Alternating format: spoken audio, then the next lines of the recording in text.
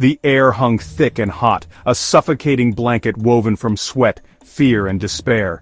Every breath was a struggle, as if the very atmosphere conspired to crush the spirit of those trapped within. The walls, stained with the memories of countless torments, seemed to close in, amplifying the sense of hopelessness that pervaded the prison. The cries of the desperate and the damned echoed through the corridors, a haunting symphony of suffering that never ceased. The stench of human waste, rotting food, and stale blood permeated every inch of the concrete labyrinth. It was a smell that clung to the skin, a constant reminder of the filth and decay that defined life in La Sabaneta. The floors were slick with grime, and the walls were smeared with the evidence of countless violent encounters. In this place, cleanliness was a distant memory, a luxury long forgotten by those who struggled to survive. Shadows danced in flickering gaslight, revealing glimpses of unimaginable squalor. The dim light cast eerie shapes on the walls, creating an ever-shifting landscape of fear and uncertainty. In the darkness, the prisoners huddled together, seeking solace in numbers, yet always wary of the dangers that lurked just beyond the edge of the light. The gaslights, often the only source of illumination, flickered and sputtered, casting the prison into an almost perpetual twilight. Thousands of eyes, hardened by years of unimaginable brutality, watched your every move. These were the eyes of men who had seen and endured horrors beyond comprehension, their gazes filled with a mixture of defiance and resignation. In La Sabaneta, trust was a rare commodity, and every glance carried the weight of suspicion and fear. The prisoners had learned to read each other with a keen, almost predatory awareness, always on guard for the next threat. This was La Sabaneta, a place where hope went to die. The prison stood as a monument to human suffering, its walls echoing with the cries of those who had long since given up on the idea of freedom. The desolate yard, once a place of fleeting respite, had become a battleground, where the strong preyed on the weak, and the concept of justice was a cruel joke. The hallways, abandoned by any semblance of order, were now the domain of the inmates who ruled with an iron fist, a human pressure cooker ready to explode. The overcrowded conditions had turned the prison into a tinderbox, where even the smallest spark could ignite a deadly conflagration. Tensions ran high, and the air was thick with the threat of violence. In such close quarters, personal space was a forgotten concept, and every interaction carried the potential for conflict. The inmates, driven to the brink by their circumstances, were like powder kegs, waiting for the inevitable explosion. The guards, vastly outnumbered and outgunned, had long since ceded control to the inmates. Their presence was more symbolic than practical, a thin veneer of authority that did little to mask the reality of the situation. The guards patrolled the yard with nervous glances, always aware that they were at the mercy of the prisoners they were supposed to oversee. In La Sabaneta, the balance of power had shifted, and the inmates ruled with a brutal and unyielding hand. Within these walls, a twisted social hierarchy thrived, ruled by violence and fear. The prison gangs, marked by their distinctive tattoos and gang signs, held sway over the population, enforcing their own brutal code of conduct. Loyalty was demanded, and betrayal was met with swift and merciless retribution. In this world, power was the ultimate currency, and those who wielded it did so with ruthless efficiency. The weak had no place here, and survival often depended on one's ability to navigate the treacherous waters of prison politics. This was a place where survival was a victory, and every day was a fight against oblivion. The constant struggle for dominance, the ever-present threat of violence, and the crushing weight of despair made each day a battle. For the inmates of La Sabaneta, the fight for survival was relentless, a never-ending cycle of fear and brutality. In this hellish environment, even the smallest victories were hard-won, and the cost of failure was often death. Here, in the heart of darkness, the human spirit was tested to its very limits. La Sabaneta, built in 1955 to house a few hundred criminals, was initially seen as a modern solution to Venezuela's growing crime problem. The prison was designed with the intention of rehabilitating inmates and reintegrating them into society. However, as the years went by, the reality of La Sabaneta diverged drastically from its original purpose.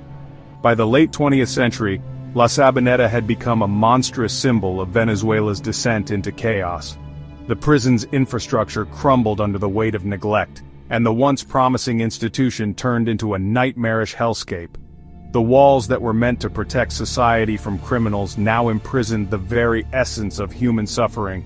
It was a place forgotten by the outside world, a festering wound on the soul of a nation. The corridors echoed with the cries of the forgotten, and the cells became tombs for the living. The outside world moved on, but within La Sabaneta, time stood still, trapping its inhabitants in a perpetual state of despair. Years of government neglect coupled with rampant corruption and overcrowding exacerbated the dire conditions. The prison system, much like the country itself, was plagued by inefficiency and mismanagement. Corrupt officials siphoned funds meant for improvements, leaving the prison to rot from the inside out. This neglect had transformed the prison into a breeding ground for violence and despair. Inmates, left to fend for themselves, formed gangs and fought for control. The lack of resources and oversight turned La Sabaneta into a battleground, where survival of the fittest was the only law. Designed for 700 inmates, La Sabaneta routinely held over 3,000 souls within its crumbling walls. The overcrowding was so severe that prisoners had to take turns sleeping on the floor. The lack of space and basic amenities led to the spread of diseases, further compounding the misery of those trapped inside. The prison became a microcosm of Venezuela's social and economic disintegration. As the country plunged deeper into crisis, La Sabaneta mirrored this collapse in its most brutal form. The suffering within its walls was a stark reflection of the broader societal issues plaguing Venezuela. La Sabaneta stood as a stark reminder of the human cost of societal collapse. It was a testament to the consequences of neglect, corruption, and the failure to uphold human dignity. The stories of those who lived and died within its walls serve as a haunting legacy of a nation in turmoil. The cells, designed for a handful of men, overflowed with dozens. These cells, originally intended to house a small number of inmates, were now bursting at the seams. The sheer number of bodies crammed into such a confined space was overwhelming. Prisoners lay on the floor, packed so tightly that there was barely room to move. The walls, once bare and cold, now seemed to close in, amplifying the sense of claustrophobia. Every inch of space was occupied, leaving no room for personal space or privacy. The overcrowding was not just a physical burden but a psychological one as well, as the constant proximity to others heightened tensions and frayed nerves. The air, thick and fetid, was a breeding ground for disease. The lack of ventilation meant that the stench of sweat, waste, and decay lingered, making it difficult to breathe. In such unsanitary conditions, illnesses spread rapidly, with little to no medical care available. The prisoners, already weakened by malnutrition and stress, were easy targets for infections. The fetid air was a constant reminder of the filth and neglect that permeated every corner of the prison. It was a suffocating environment, where every breath was a struggle, and the risk of disease was ever present. The weak were trampled underfoot, their cries for mercy swallowed by the oppressive din. In the chaos of the overcrowded cells, the strong preyed on the weak, and survival often meant resorting to violence. The noise was relentless, a cacophony of shouts, screams, and the clanging of metal. It was a constant assault on the senses, leaving no room for peace or quiet. The cries for help were often ignored, lost in the sea of sound that filled the prison.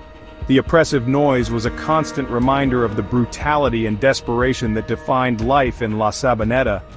The stench of human waste was inescapable, a constant reminder of the degradation of human dignity. With inadequate sanitation facilities, waste accumulated quickly, adding to the already unbearable conditions. The smell was a constant presence, permeating every corner of the prison. It was a stark reminder of the inhumane conditions the prisoners were forced to endure. The filth and squalor were not just physical, but symbolic of the complete disregard for human life and dignity. The prisoners were treated as less than human, their basic needs ignored and their suffering overlooked. The scarcity of food and water fueled a constant struggle for survival. Basic necessities were in short supply, and the prisoners were left to fend for themselves. The lack of adequate nutrition and clean water took a toll on their health, leaving them weak and vulnerable. The struggle for food and water often led to fights and violence, as desperation drove the prisoners to extreme measures.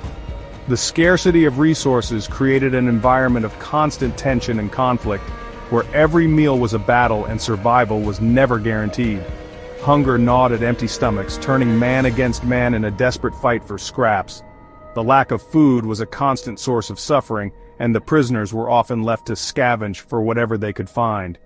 The desperation for food led to a breakdown of social order, as the prisoners fought each other for the smallest morsels. The hunger was a relentless torment, driving the prisoners to acts of violence and cruelty. It was a brutal existence, where the fight for survival overshadowed any sense of camaraderie or solidarity. The prison had become a twisted social experiment, a testament to the depths of human depravity when stripped of hope and humanity. The conditions in La Sabaneta were a breeding ground for violence, despair, and dehumanization. The prisoners, stripped of their dignity and humanity, were reduced to mere shadows of their former selves. The lack of hope and the constant struggle for survival created an environment where cruelty and brutality thrived.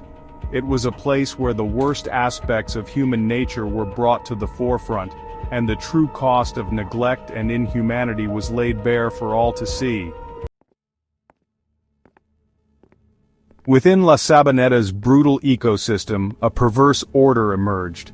The Prains, powerful gang leaders, ruled with an iron fist. They controlled the flow of drugs, weapons, and even basic necessities like food and water. Their word was law, enforced through brutal violence and intimidation. To defy the Prains was to court a swift and brutal end. Their enforcers, often teenagers hardened by years of violence, meted out punishment with chilling efficiency. La Sabaneta was a stark reminder that in the absence of law, brutality and fear filled the void. Violence was a constant companion within La Sabaneta's walls. The prison yard, a concrete wasteland meant for exercise, was often stained with the blood of rival gangs. The guards, outmatched and outgunned, rarely intervened, their silence a tacit acceptance of the carnage. One particularly gruesome riot in 1994 left over 100 inmates dead, many hacked to death with machetes and crude shivs. The world watched in horror as images of the massacre emerged, a stark testament to the brutality that thrived within La Sabaneta's walls. "The screams," whispered Miguel, a former inmate, his voice trembling as he recalled his time in La Sabaneta. "They never left you.